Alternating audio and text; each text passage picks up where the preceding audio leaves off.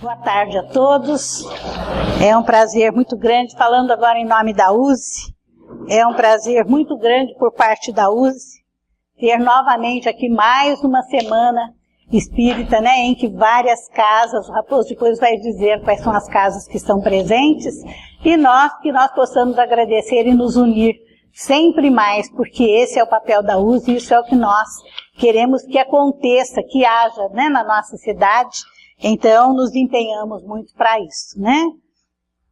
E agradeço muito o convite da USE e a presença de vocês aqui, prestigiando a USE e a Semana Espírita, que é tão importante para a cidade de Osasco, né? Assim também como foi a Feira do Livro Espírita, que foi um sucesso esse ano, as casas estiveram presentes, foi tudo muito bom. Foi compensador em todos os sentidos, né? Mas hoje nós estamos aqui, uma vez que somos espíritas kardecistas, e hoje não vamos falar de Kardec pelo simples fato que vamos falar do professor Rivail, o educador de Lyon. Porque muito antes de Kardec assumir a posição de Allan Kardec, codificador de espiritismo, ele trabalhou por 40 anos na educação do país, né, do seu país, a França, se dedicando e tentando de todas as maneiras favorecer, melhorar o sistema educacional francês. Tudo que ele pôde fazer, ele fez. Por isso era chamado de professor Rivail e era conhecido como tal na França, né? Mas para a gente entender um pouco melhor a situação de Kardec quando do seu reencarne, precisamos entender o contexto, a situação que aquele país vivia à época em que o nosso codificador chegou. Então, no contexto histórico, no final do século XVIII e início do século XIX, a ação de Napoleão Bonaparte invadindo as searas alheias com o seu movimento de transformação e conquistas, fugindo à finalidade de missionário da reorganização do povo francês. Aqui cabe uma parte. Napoleão Bonaparte, ele não renasceu para ser o imperador da França e para ganhar todas aquelas batalhas. A sua missão espiritual era de reorganizar o povo francês logo depois da Revolução Francesa, em que então um caos se estabeleceu no país. E o país precisava de alguém que ajudasse a reorganizar. E Napoleão veio com essa missão. Mas, infelizmente, se encantou logo que venceu as duas primeiras batalhas e resolveu ser o imperador do mundo. Mudou completamente aquilo que havia vindo para fazer e fez aí o que o seu coração mandou, né? Então, o fato de Napoleão ter falhado aí na sua missão compeliu o mundo espiritual a tomar enérgicas providências contra o seu despotismo e vaidade orgulhosa. Porque, na verdade, aproximavam-se os tempos em que Jesus deveria enviar ao mundo o Consolador, conforme ele havia nos prometido há 2000 anos. Eu lhes enviarei um Consolador que ficará convosco para sempre. Então estava na hora do Consolador voltar. Apelos ardentes são dirigidos ao Mestre Divino pelos gênios tutelares e povos terrestres. Assembleias numerosas se reúnem e confraternizam nos espaços, nas esferas mais próximas da Terra. E então, um dos mais lúcidos discípulos do Cristo baixa ao planeta, compenetrado de sua missão consoladora. E 2 meses antes de Napoleão Bonaparte sagrar-se imperador, nascia Allan Kardec. Aos 3 de outubro de 1804, com a sagrada missão de abrir caminho ao Espiritismo, a grande voz do Consolador prometido ao mundo pela misericórdia de Jesus Cristo. Está em A Caminho da Luz. A gente percebe que na história, na evolução do nosso planeta, nós nunca estivemos à deriva.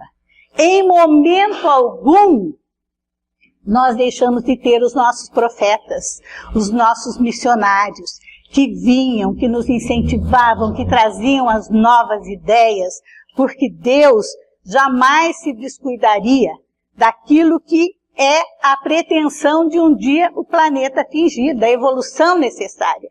E Jesus, então, no comando do planeta, zelava para que tudo isso funcionasse de acordo com o estabelecido.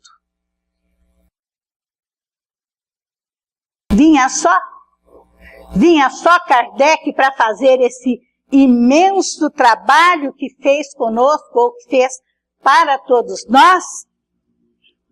Logicamente que não. Porque os espíritos ordenadores são os que vêm incumbidos de colocar na linguagem humana acessível as grandes ideias. Sem eles, muito do que se descobre, se pensa e se realiza, ficaria perdido no caos e na ausência de perspectiva e hierarquia. Sem eles, o conhecimento, são eles espíritos lúcidos, objetivos e essencialmente organizadores. Sem eles, o conhecimento seria um amontoado de ideias que se contradizem. Então, logicamente, que uma missão do tamanho da que tinha Allan Kardec não poderia ser feita por um homem só.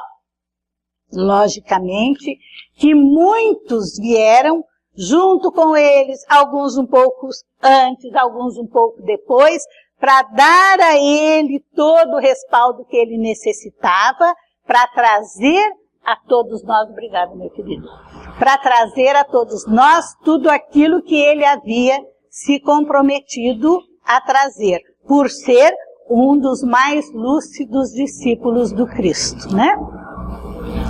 Vamos em frente. E assim renasce o menino Rivail. Quando a gente lê Menino Rivail, parece tão difícil da gente entender o menino Allan Kardec, porque para a gente ele é tão grandioso, né? A impressão que a gente tem é de que ele sempre foi grande, né? Na verdade, passou como Jesus e como todos nós, né? Desde aí a infância, porque Deus não burla as suas próprias leis, todos os seus missionários vêm como vêm todos os homens, né? Nasceu em Lyon, na França, e residia na Rua Sala 76. E foi batizado. Foi batizado por quê? Porque a França era um país essencialmente católico, né? Tinha lá a igreja Nossa Senhora de Paris, né? A Notre Dame, e todos, a maior parte, a grande maioria do povo francês era de formação católica, né? Chamou-se Hippolyte de Léon Denisard Rivail. Rivail, como dizem os franceses, Rivail, como dizemos nós em português, né? Nasceu em 3 de outubro de 1804, logo no começo do século XIX, na cidade de Lyon, na França. Era filho de uma família pequeno-burguesa, que naquela época estava em franca ascensão, né? Logo depois da Revolução Francesa, as famílias foram se estabelecendo. Porque até a Revolução existiam os pobres, a escória e a aristocracia. E era só, né? Quem não era, o coitado que não nascia aristocrata, nascia para ser trabalhador pobre a vida inteira. Depois da Revolução, as famílias começaram a ganhar espaço, começaram seus pequenos comércios, né? E foram fazendo aí o seu pé de meia, se estabelecendo como cidadãos, né? E era uma família totalmente católica, com destaque na carreira de magistratura. Sobre a família de Kardec, nós sabemos que ele tinha um tio que realmente era um magistrado muito respeitado na França. E dizem que seu pai também era um advogado. Mas algumas outras biografias dizem também que seu pai era militar, né? O importante é que fizeram desse menino um grande homem para nos trazer aí a missão que trouxe, né? O menino Rivail fez os seus primeiros estudos em Lyon, sua cidade natal. Em 1814, quando tinha então 10 anos, né, foi transferido para a Suíça, onde completou a sua bagagem escolar no Instituto Pestalozzi de Yverdon. Cabe aí também uma parte. A educação na França, naquela época, deixava muito a desejar. E, infelizmente, quando a gente analisa, a gente vê que nós ainda somos muito parecidos com aquilo que a educação francesa era há 200 anos atrás, o que é uma pena, porque tivemos pedagogos tão bons ao longo da história, né, antes de Rivail, ele e após ele, e ainda estamos muito defasados em matéria de o que seria uma educação ou um Ministério da Educação que funcionasse adequadamente para o nosso país, né? Mas chegaremos lá porque é a nossa proposta, né? O crescimento. Então a França era um país muito deficitário no que diz respeito à educação. Deixava muito a desejar. Como o seu tio magistrado tinha uma boa condição financeira, ele então se dispôs a pagar pelo estudo do menino na Suíça, né, lá no Instituto Pestalozzi em Yverdon, porque a família em si talvez não tivesse condições, mas o tio tinha e se dispôs a mandar o menino para estudar lá, porque realmente a essa época o Instituto Pestalozzi, para os alunos que podiam pagar, era uma coisa cara, porque Pestalozzi, por outro lado, os que não podiam pagar, ele também deixava que fossem, né? Então, um cobria o outro. Aquele que podia pagar, pagava e acabava auxiliando aqueles que não podiam pagar, né? Então, lá foi Rivail para o Instituto Pestalozzi de Yverdon. E aí, então, o menino, ele teve o seu primeiro contato com o preconceito. Por quê? Porque ele era de família católica, como a maior parte dos franceses, mas a Suíça, né, herdeiros lá de Calvino, era totalmente protestante. E então ele sentiu da parte dos colegas um certo preconceito pelo fator religioso. E ele, pelo fato de ser um menino lúcido, aberto, inteligente, pegava as coisas no ar, ele se questionava muito a respeito do porquê. Por que esse preconceito, essa diferença, se Deus era o mesmo? Se Deus era um só? Então ele já tinha essa noção que o fator Deus não era um fator para ser apartheid de ninguém, para separar as pessoas, era um fator para unir as pessoas. E ele então sentiu suas primeiras, o reflexo aí do preconceito logo na sua chegada a Yverdon. O menino Rivail então passou a se integrar aí na infância, né, do Instituto Pestalozzi. Como era a educação da qual ele saiu a essa época? Muitos de nós aqui, eu acredito que não, porque nós somos pessoas novas, todos nós, não conhecemos aquilo ali, né? Mas os nossos avós nos contaram que aquilo ali era uma palmatória, né? Que quando os alunos não se portavam adequadamente, levavam umas palmadas com isso aí na palma da mão. Assim, ai mesmo, né, Marina? Assim era o sistema educacional, não apenas da França, mas de grande parte do mundo a essa época. O professor não permitia conversas durante a aula, e para mostrar a sua superioridade, a sua mesa ficava num tablado. Essa parte eu peguei, eu sou nova, mas eu peguei, viu? No meu ginásio, no colegial, a mesa ficava sobre o tablado, né? A qualquer falha do aluno, usavam-se métodos corretivos, como a palmatória, a régua, o milho. Havia um grande respeito e temor pelo professor. Por isso, os alunos, geralmente, eles não perguntavam e nem questionavam as suas ordens ou ensinamentos. Então, o aluno ele não tinha direito de questionar. O aluno ele não era formado, instigado para querer saber mais. Não. Era assim. Eu vou ensinar isso e você trate de aprender. Então, eu não queria saber o que você gostaria de aprender. O que você não sabe? Qual é a sua dificuldade? Não, eu quero que você aprenda o que eu tenho aqui para te ensinar e acabou. Então, não se formavam alunos questionadores. Formavam-se pessoas pacíficas, daquelas que aceitavam tudo. Sim, senhor, venha a nós, né? Não questionavam, não buscavam e, infelizmente, nem aprendiam pela busca, pelo querer saber mais, pelo querer aprender mais, né? E o menino, então, o menino Rivail, saiu com 10 anos dessa situação escolar e foi para um outro tipo de educação. Porque tem mais, a educação, ela era confessional, ou seja, era religiosa. Era seletiva, não era para todos, não. Alguns poucos privilegiados tinham direito à educação, os outros não. Era privada. Normalmente, quem cuidavam eram os religiosos. Se houvesse lucro, seria deles. Se não houvesse, seria deles também. E eles resolviam o que eles queriam ensinar. Eles escolhiam qual é a ciência que não vai interferir no meu fator religioso para eu ensinar para esse indivíduo, para quando ser adulto, ele não fugir do meu domínio. Era bem assim que funcionava.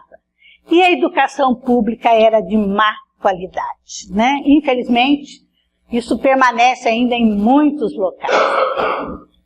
E como era a escola de Pestalozzi? Porque Rivail saiu daquela realidade com 10 anos e foi para uma escola na Suíça totalmente diferente. Era a escola mais famosa da Europa, exatamente porque Pestalozzi era diferente de tudo aquilo que se conhecia como educador. Então, no que acreditava Pestalozzi? O que ele achava que seria o bom para a educação de uma criança? Começamos pela sua escola. Enquanto até hoje nós continuamos num sistema escolar onde cada aluno senta-se na sua carteira e olha para a nuca do companheiro, Pestalozzi já tinha uma escola totalmente diferenciada. Diferenciada de tudo aquilo que Rivail, nos seus 3 anos de estudo, que também se começava com 7, com 8, com 9, e com 10 ele já foi embora, né? A escola era absolutamente diferente de tudo aquilo que Rivail já havia visto antes. Totalmente diferente. Olha, para vocês terem uma ideia de como ainda estamos longe de atingirmos o sistema pestalozziano de aula. No instituto, as crianças viviam num castelo, eles viviam em contato direto com a natureza.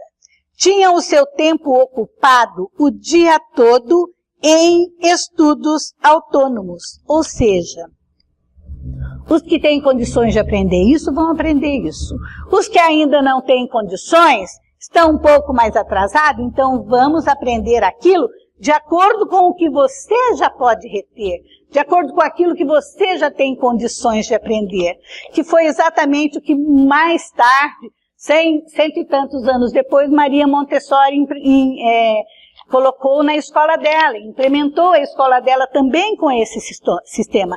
Por que se eu tenho 40 alunos, todos têm que aprender a mesma coisa, se são crianças diferentes, cada um num momento evolutivo, num grau de entendimento, né? Os professores, orientavam esses estudos autônomos dos alunos. Eles passeavam pela redondeza, iam nadar no lago, visitavam os artesãos e as fábricas locais para observar o sistema de trabalho, oravam, cantavam, cada qual tinha o seu pedaço de horta, além, é claro, dos estudos em ciências, línguas, histórias. Mas tudo num método que não exercia nem recompensa, nem punição. O aluno não tem que aprender preocupado que se eu não aprender, eu não vou tirar a nota. Se eu não aprender, eu não vou passar de ano, né? Ele tinha que querer aprender pelo prazer de saber aquilo que ele estava aprendendo. Porque esse é o grande lance da educação. É despertar no aluno a vontade do saber, a ânsia do saber cada vez mais. Por que eu preciso aprender isso? Então, descobrir qual é a prática daquilo que eu estou aprendendo para eu aplicar na minha vida, como nós buscamos entender hoje o senhor Allan Kardec, para aplicar os ensinamentos dele na nossa vida. Porque hoje nós sabemos que nós não precisamos tirar nota, né, de espiritismo. Então, por que aprendemos? Por que buscamos? Porque nós sabemos que pode nos ajudar a viver melhor se aplicarmos adequadamente na nossa vida. Então, naquela época, 200 e tantos anos atrás, Pestalozzi já tinha essa preocupação. O clima era de absoluta tranquilidade e relaxamento,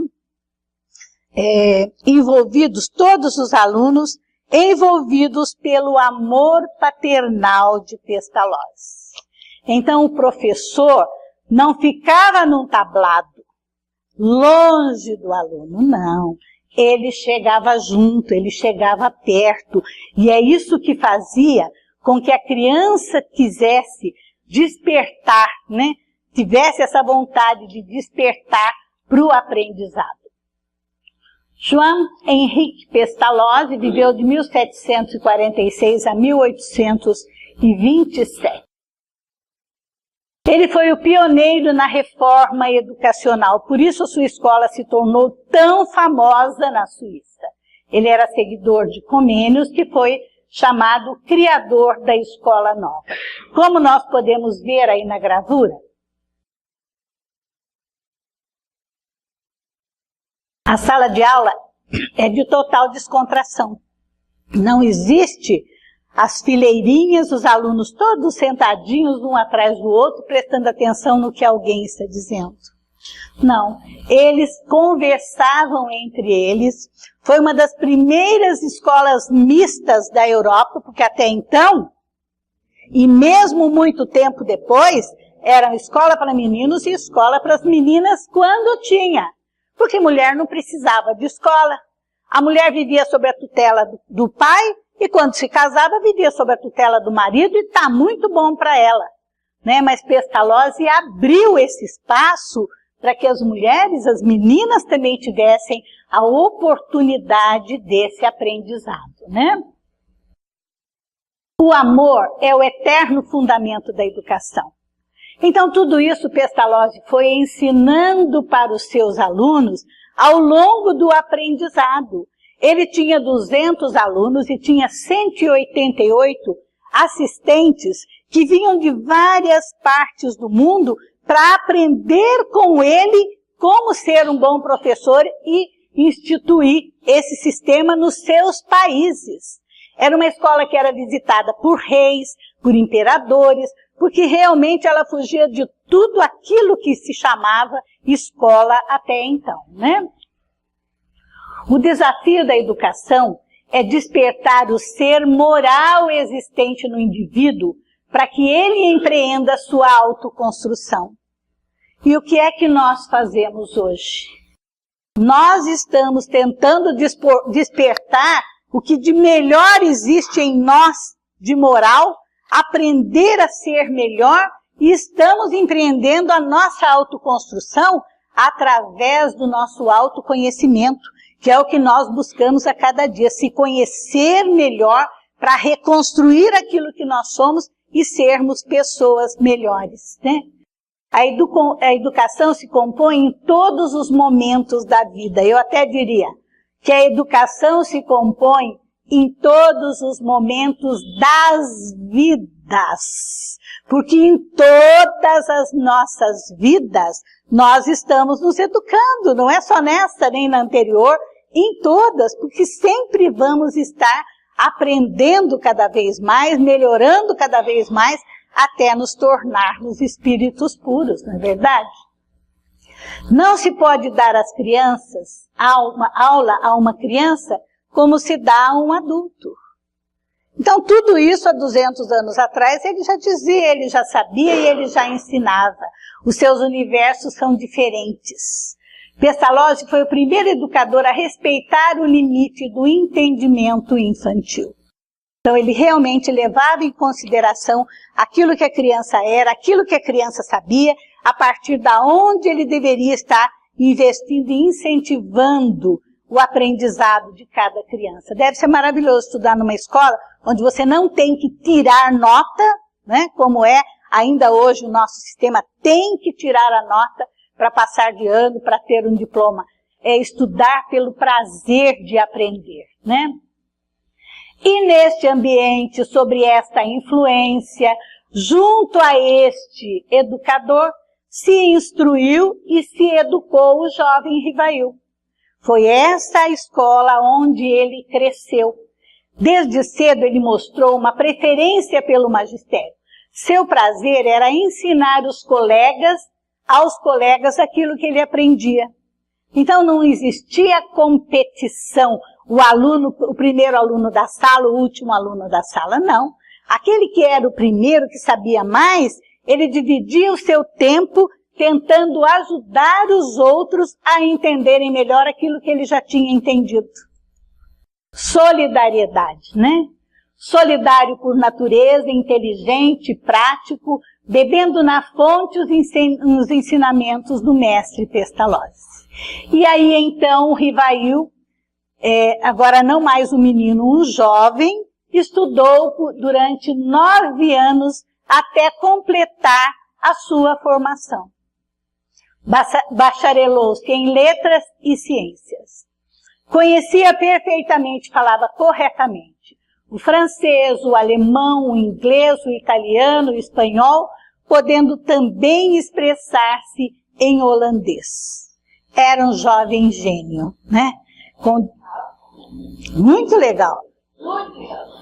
Ele é muito legal mesmo. Então, aos 19 anos, estava aí completa a educação do nosso jovem Rivail. Ele havia estudado durante todo esse tempo, ele havia ajudado o professor aí naquilo que ele já sabia. Dizem que aos 16 anos ele algumas vezes substituiu Pestalozzi quando de algumas pequenas viagens que o mestre tinha que fazer. E foi aí também que ele, foi desse ensinamento todo que ele tirou o seu lema, né? O lema que mais tarde ele iria usar quando, já com o nome Allan Kardec, né? Trabalho, solidariedade, tolerância. Trabalho porque ele sabia que o trabalho é o que a alavanca que nos move, né? Solidariedade porque isso já fazia parte dele. E ele sabia que se formos solidários, o mundo vai ser melhor. E tolerância porque ele achava doloroso a intolerância religiosa que ele via naquela época, mesmo entre alguns outros professores do Instituto Pestalozzi para com o mestre. Ele achava assim desnecessário. A intolerância religiosa ou a intolerância em qualquer outro aspecto era absolutamente desnecessário, né? Uma vez concluída a sua formação acadêmica, né? Então agora já estamos aí com 18 para 19 anos, a educação completa, um professor formado, né? Ele retornou a Paris, onde iniciou uma carreira pedagógica brilhante, porque ele aprendeu com o que havia de melhor. E ele, por si só, também era o melhor. Então, realmente, ele haveria de fazer um excelente trabalho, né? E o seu maior objetivo? Um moço, agora com 19 anos, formado, pronto para voltar para o seu país, para voltar para a França e dar início ao seu trabalho, né? A colocar em funcionamento tudo aquilo que ele havia aprendido. Como é que Rivail funcionava? Como é que funcionava a sua cabeça? Qual o seu maior objetivo? Ver a França com um sistema educacional onde a educação fosse pública e não privada. Pública, laica, separada de religião, sem preconceitos religiosos, gratuita para que todos tivessem direito e obrigatória para que todos frequentassem e aprendessem. Ele dizia que quando nós tivéssemos uma escola nessa situação, o mundo avançaria 100 anos em um ano, se isso fosse aplicado a todas as escolas. E realmente, né, é uma coisa complicada. Ele queria uma escola, um sistema educacional que formasse cidadãos para a dignidade, não apenas com noção de gramática e leitura. Então a gente entende, quando lê os livros de Kardec, as suas colocações, por que ele tinha tudo isso tão claro na sua cabeça. Porque ele passou 9 anos aprendendo fora a bagagem que ele já havia trazido, o método ele foi aprender todo com Pestalozzi. Então para ele era muito claro na sua cabeça, né? Em janeiro de 1823, aos 19 anos de idade, morava na rua de La Harpe e colocava em prática a sua vocação ao magistério. Já se preparava para lançar uma série de livros pedagógicos, com 19 anos. Em 1826, fundou o Instituto Técnico Rivail, modelado no Instituto de Verdun, lá na rua de Sèvres, número 35. Passou a dedicar-se à preparação de cursos noturnos para alunos de ambos os sexos. Ele também trabalhava no mesmo sistema de Pestalozzi. Quem pode, paga. Quem não pode, venha, que eu não vou deixar de ensinar porque não pode pagar. Porque o ensinar é que estava nele, né? O professor era mais forte nele, né? E ele foi, então, o professor Rivail foi autor de vários livros didáticos, de muitos livros didáticos, né? Esse plano proposto para a melhoria da educação pública, ele lançou quando ele tinha 24 anos, foi em 1928. E nesse plano, ele trazia descrito tudo o que ele achava ser, né, necessário para a implantação de um sistema educacional adequado para a França. Tem uma história que eu ouvi uma vez de uma pessoa, né, que foi aí vítima da criogenia. Foi congelado por 100 anos. Então o mundo andou e ela ficou lá congelada por 100 anos. Quando ela acordou e saiu pelo mundo, ela achou absolutamente diferente, tudo muito estranho. Mudou o vestuário das pessoas, mudou o modelo da casa, o meio de transporte, olhou para o céu e viu um avião, não sabia nem o que era aquilo, e carros que andavam em alta velocidade ao invés das carroças, dos cavalos, e ele se sentiu um peixe fora d'água. E foi andando pelos quarteirões, chegou a uma escola. Abriu a porta e viu uma sala de aula, onde o professor estava sobre um tablado escrevendo na lousa. E as crianças todas sentadas nas suas carteiras, escrevendo o que o professor colocava na lousa. E aí ele sorriu e pensou assim, estou em casa, aqui nada mudou. Se sentiu muito bem. Por quê? Porque realmente em 100 anos a escola não mudou quase nada. Né? Ela é a mesma. Por isso, a dificuldade dos países avançarem, porque deixam de investir.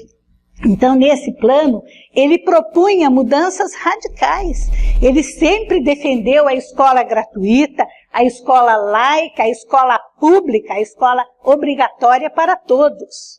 E a Alemanha se interessou tanto pelo plano de proposta, né, de melhoria da educação, que a Alemanha chamou o Rivail para ir lá passar um tempo e instruir os seus professores para que o plano pudesse ser implantado lá, né? A França, nem tanto. A França sempre foi um pouco arredia a mudanças, mesmo porque ela ainda estava se restabelecendo aí depois de Napoleão, que foi uma balançada naquele país, né?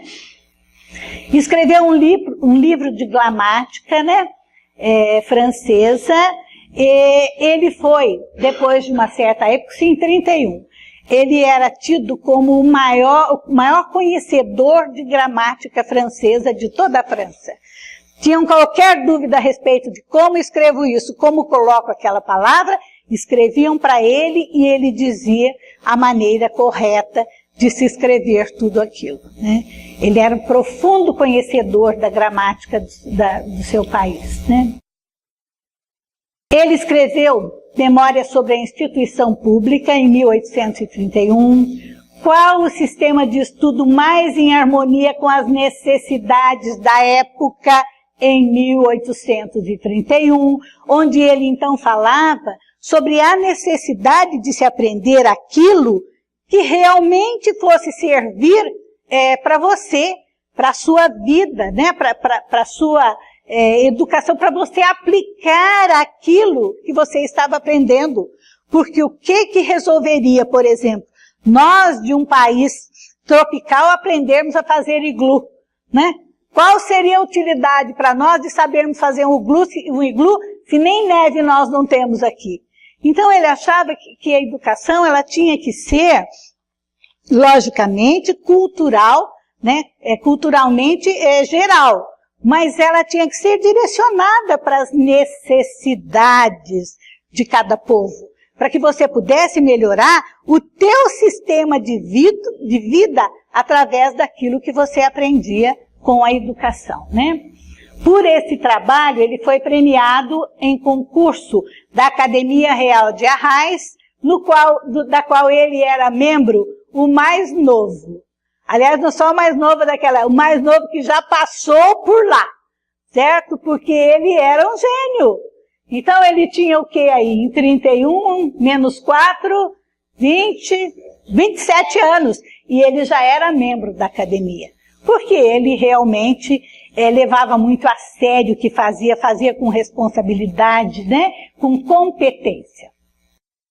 Em 1832 se casou com Amélie Bidet e passaram a residir na Rua des Sèvres.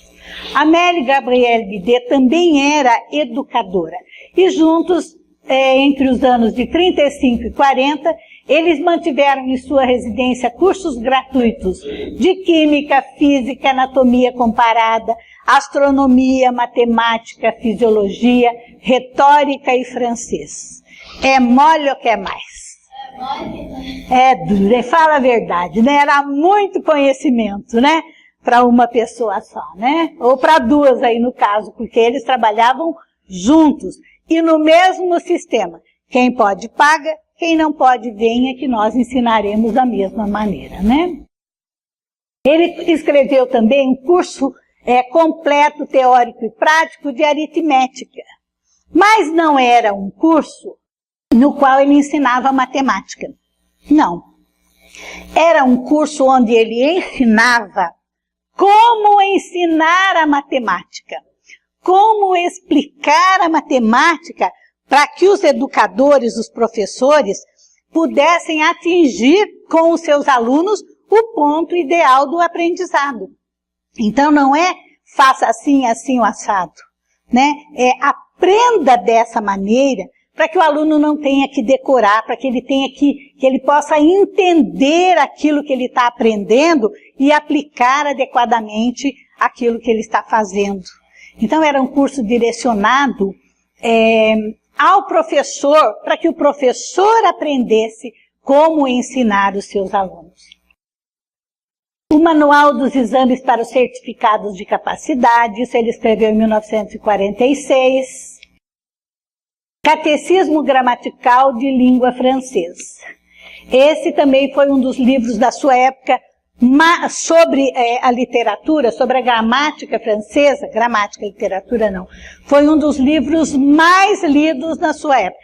E os livros de Rivail não eram livros, não, eram livros finos, objetivos, não era cansativo de se ler. Ele ia em cima do ponto e a pessoa entendia. Um tinha 16 folhas, o outro tinha 9 folhas, o outro tinha 30 e tantas.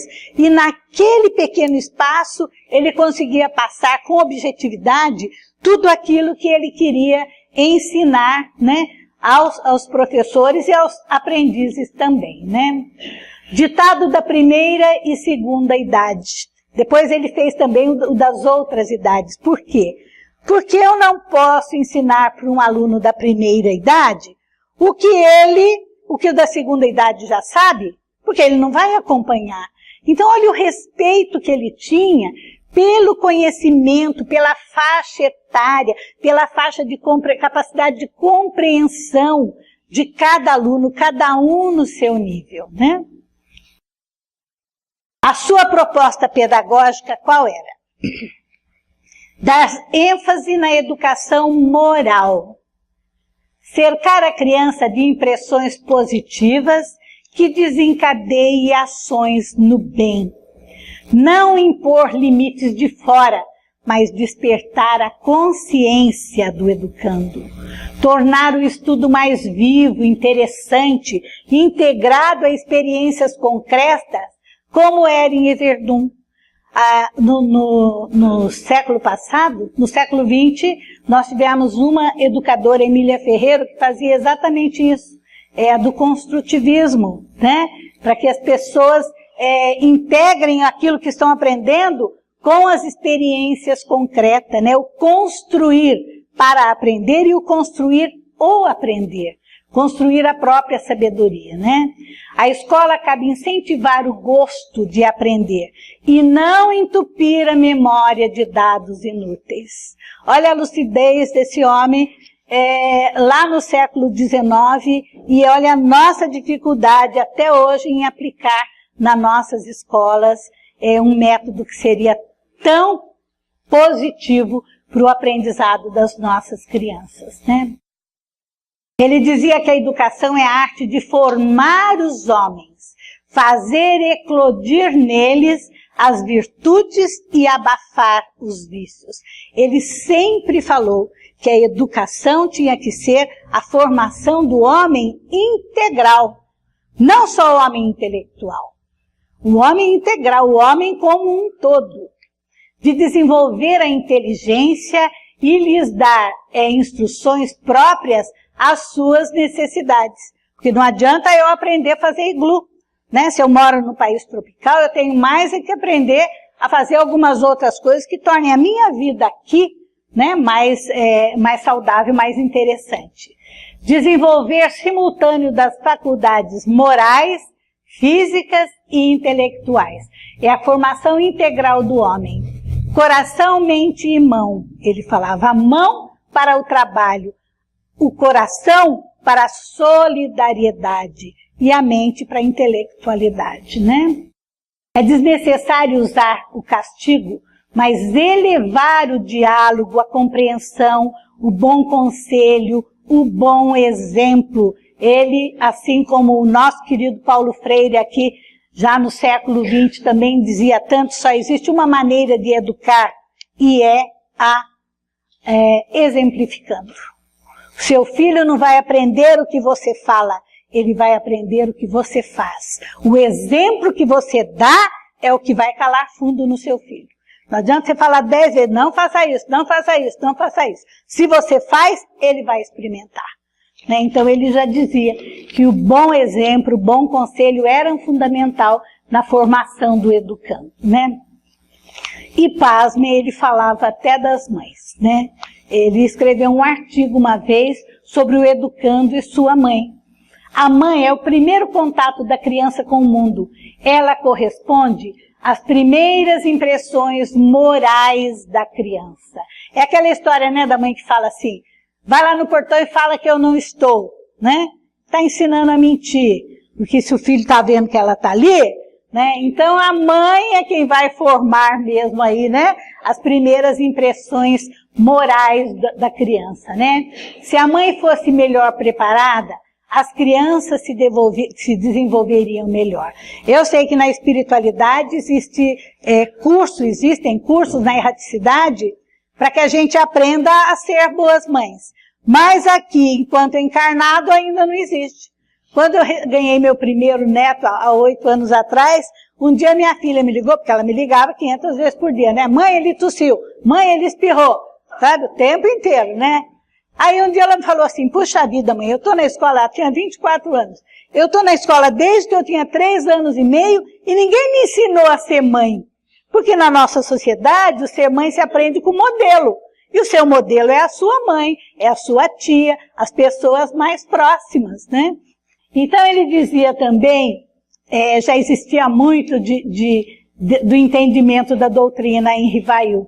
Os educandos trazem tendências que necessitam ser observadas e orientadas, né? As ideias inatas fazem parte também do educando. A mensagem genética faz parte também do cabedal do educando. E ele precisa ter a liberdade de aprender com orientação. Professor ou educador, sua formação. Rivail era absolutamente contrário à palavra professor. Ele era favorável à palavra educador. E muitos dos seus livros, ele falava da necessidade de ter escolas apropriadas para a formação do professor. Porque é uma coisa dolorosa. Eu trabalhei em escola há muito tempo, eu já vi professor que não sabia dar aula sem o livro. Principalmente se fosse uma matéria exata, ele só ia lá na lousa e copiava o exercício, depois ele resolvia na hora do intervalo, pedia para os professores, olha, eu não estou conseguindo, pedia para o colega, não estou conseguindo resolver isso, porque ele não sabia a sua matéria, né? Então ele dizia que o professor tinha que ser um educador. Então se o professor não soubesse, por que não aprender junto com o aluno? Por que não descobrir junto com o aluno? Porque numa classe de 40, 35 alunos, com certeza vai ter um aluno lá que vai saber mais que o professor. Então, por que não ser educador ao invés de professor, né? E a diferença é muito grande. Então, ele dizia que se as outras ciências têm cursos próprios para isso, por que pedagogia não podia ter? Por que não a pedagogia? Tinha a escola de medicina, a escola de direito, a escola de enfermagem, mas não tinha uma escola de pedagogia. Um pouco antes dele, qualquer um que soubesse ler ou escrever, podia dar aula. E como não tinha material didático, eles aprendiam a ler na Bíblia e aprendiam a escrever com a Bíblia. Já pensaram, gente? A Bíblia, para quem não conhece, é uma coisa enroscada. É difícil você entender aquele palavreado todo. E eles aprendiam a ler e escrever com aquele material didático que eles tinham. Nada contra a Bíblia, viu, gente? É contra o material didático que ela é, certo? Então ele via a necessidade de uma escola teórica e prática de ensino superior para ensinar os jovens na função de educar. A desvalorização do professor e da educação faz a sociedade pior, pois homens que cursam cursos medíocres professores se tornam. E infelizmente a gente sabe o quanto isso é verdade, né? O quanto era necessário, e ele bateu isso em várias teclas, ele falou muito a respeito disso, da formação de escolas para formar o professor, né? Universidades que formassem o professor para que ele viesse a ser um bom educador, né? O seu plano educacional visava mostrar a diferença entre professor e educador. O professor se limita a ensinar. Para isso basta ser bem instruído e ter um bom método. Hoje em dia basta o Google, um bom computador, uma biblioteca e a gente vai lá e aprende o que a gente quiser, né? Agora, educador ele é encarregado do desenvolvimento integral do homem. Um educador, ele visa muito mais do que passar para o aluno aquilo que ele sabe. Ele visa desenvolver as potencialidades do educando, ajudar o educando a se descobrir, a saber das suas aptidões, das suas dificuldades. Se o professor falhar, ele fará alunos ignorantes, mas se o educador falhar, ele fará homens viciosos. Então, olha a necessidade de que as escolas de pedagogia fossem bem formadas para que se formassem educadores adequados. Hoje em dia, graças a Deus, não são muitas, mas nós já temos escolas onde temos muitos educadores. Escolas que se unem em torno de um plano educacional, fogem um pouco do que o Ministério da Educação quer, foge um pouco do que a Secretaria Estadual quer e faz lá a sua própria maneira de ensinar e alcança grandes resultados. Mas é a integração do diretor, dos professores, dos funcionários, dos alunos e da comunidade, que também tem que estar presente participando, né? Aí, gente, trabalhou. O professor Rivail trabalhou mais de 30 anos de serviço, né, de um trabalho em prol da educação, quando ele pensava que agora que a França estava se restabelecendo, ele poderia ver implantado algumas das suas boas ideias no sistema educacional francês. Veio lá em 1952 uma lei absolutamente antiquada, regressiva. Voltou a priorizar a educação privada, voltou a priorizar a educação religiosa e eletiva. Eles achavam, inclusive, que os ricos deveriam aprender uma educação clássica e os pobres deveriam aprender uma educação técnica, para ir trabalhar, né? Não era a educação para todos. E ele se decepcionou terrivelmente, se bem que tenha deixado a sua marca. Era respeitadíssimo no meio literário, no meio educacional francês, por tudo aquilo que ele tinha trazido de melhorias. Mas quando ele viu esse regresso, realmente ele se decepcionou. A política educacional francesa, né, na qual ele trabalhou durante mais de 30 anos, se dedicou com toda a sua força e vontade de realmente fazer o melhor pelo sistema educacional francês. Mas a política educacional é que nem a nossa. Muda ministro, mudam-se as regras. Muda o secretário da educação da cidade, mudam-se as regras. Muda-se o secretário da educação do estado e mudam-se as regras. Um não dá continuidade ao trabalho do outro. Por isso que a gente está sempre recomeçando e nunca chega a lugar nenhum, infelizmente, né? Aqui no Brasil, então, como ela está totalmente submetida ao problema político, quando muda o partido, muda tudo aquilo que diz respeito à educação. O que servia até ontem não serve mais, vamos aí recomeçar, fazer uma coisa nova e diferente. Infelizmente é assim, né? Então a constante mudança de ministros da educação acabaram por desanimá-lo e a decepcioná-lo, dispondo-se o professor Rivail a abandonar a educação francesa. Aí o que ele fez? Aposentou-se, né? Resolveu deixar de lado o sistema educacional francês, tinha dado a sua contribuição e foi fazer outras coisas, comumente brilhante que ele era, jamais ele ia parar de aprender, de buscar, né, de saber, né? A nova proposta. A essa época ele estava pronto para encarar a sua missão. Lá na frente, quando nós vimos que estava pronto para reencarnar na Terra, um dos mais lúcidos discípulos do Cristo, agora estava na hora dele então ter os seus primeiros contatos com alguns amigos que lhe falaram sobre mesas girantes, cestas que respondiam pergunta, o que para ele era uma coisa totalmente nova. A mesa girar, não.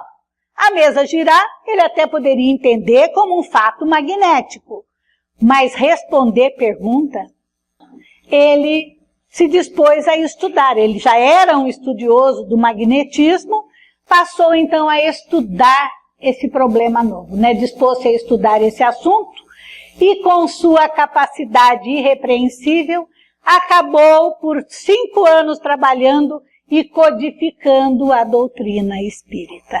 Com maestria, com certeza. Precisou usar, e aí é que nós vemos o porquê que ele esteve tanto tempo batendo na tecla da educação. Porque ele ia precisar de tudo isso quando ele começasse a trabalhar na codificação, na organização da nossa doutrina. Então ele precisou usar de todo o seu potencial, da sua disciplina, inteligência, capacidade de análise, lucidez, ausência total de preconceitos, porque se ele tivesse preconceito, jamais que ele ia se meter, entender os espíritos, né, saber o que queriam, o que não deixavam de querer. Ele que havia sofrido por um problema de preconceito, ele então se fez uma pessoa livre de preconceitos. Ele analisava friamente, racionalmente, antes de julgar qualquer questão, né? Para fazê-lo com competência e maestria, perícia e perfeição. Quando começou no ano seguinte ao Livro dos Espíritos a publicar a Revista Espírita, ele fez uso de todo o seu conhecimento, todos aqueles idiomas que nós vimos lá no começo que ele sabia, ele precisou de tudo aquilo, porque ele começou a se corresponder com grupos espíritas de todos os países da Europa e dos outros continentes também. Então era necessário que realmente ele desenvolvesse tudo isso para que ele usasse na hora de cumprir a sua missão, né? A didática, aquela pela qual ele sempre lutou, aquela didática que ele fez questão de ensinar a todos os seus educandos, né, para que entendessem, né? Logicamente que ele não ia aposentá-la, porque estava inserido no conhecimento dele. Tudo aquilo que ele falou, ele acreditava realmente, e ele usava, ele aplicava na sua vida. Então ele aplicou na codificação da doutrina. Então nós vemos lá no Livro dos Espíritos questões como esta: o que é alma? É um espírito encarnado. O que era a alma antes de unir-se ao corpo? Um espírito. As almas e os espíritos são, portanto, uma e a mesma coisa? Sim.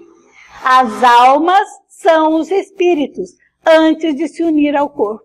Então o Livro dos Espíritos, ele é todo escrito dessa maneira. A pergunta vai, a pergunta é repetida, a pergunta é confrontada, até que se chegue a uma conclusão de bom senso, que é o que ele usava na análise de todos os grupos de quem ele recebia material. Até que então se chegavam às conclusões. Mas o fator mais interessante desse espírito notável, por todos os seus conceitos que nós aqui vimos, foi entender que ele já era um excelente espírita antes mesmo de codificar o espiritismo. Porque tudo aquilo que nós estamos aprendendo com o espiritismo, principalmente no que diga respeito às nossas mudanças morais, Rivail já aplicava a si mesmo e a sua vida. Então ele já nasceu com tudo isso, com esse espiritismo dentro dele, como nós estamos assimilando nesse momento, né? Então, olha, um dos discípulos mais lúcidos, né? Um dos mais lúcidos discípulos do Cristo, aqui chegou como professor Rivail. E daqui partiu como Allan Kardec, porque a partir do dia da publicação do Livro dos Espíritos, ele passou a chamar-se Allan Kardec, né, a assinar Allan Kardec em todas as suas obras, né? Nos deixando como herdeiros dessa doutrina, que nós temos o dever de divulgar e vivenciar. Jesus não falou, se vocês não sabiam, vocês não eram responsáveis, mas agora vocês sabem, então agora vocês são responsáveis. Então nós somos responsáveis, porque nós sabemos da doutrina. Então agora é a nossa hora de, como herdeiros dessa doutrina que nós somos, nós temos o dever de divulgar e de vivenciar os ensinamentos que Allan Kardec nos legou, né? Por quê? Para promover o desenvolvimento e a cristianização da humanidade. O que falta na nossa humanidade hoje é Cristo. São os ensinamentos do Cristo, é Cristo no coração dos homens, é Cristo na nossa maneira de agir, é Cristo na nossa convivência com as pessoas, é Cristo na maneira de nos darmos, né? Então, é a cristianização que nós temos que estar, nela que nós temos que estar trabalhando.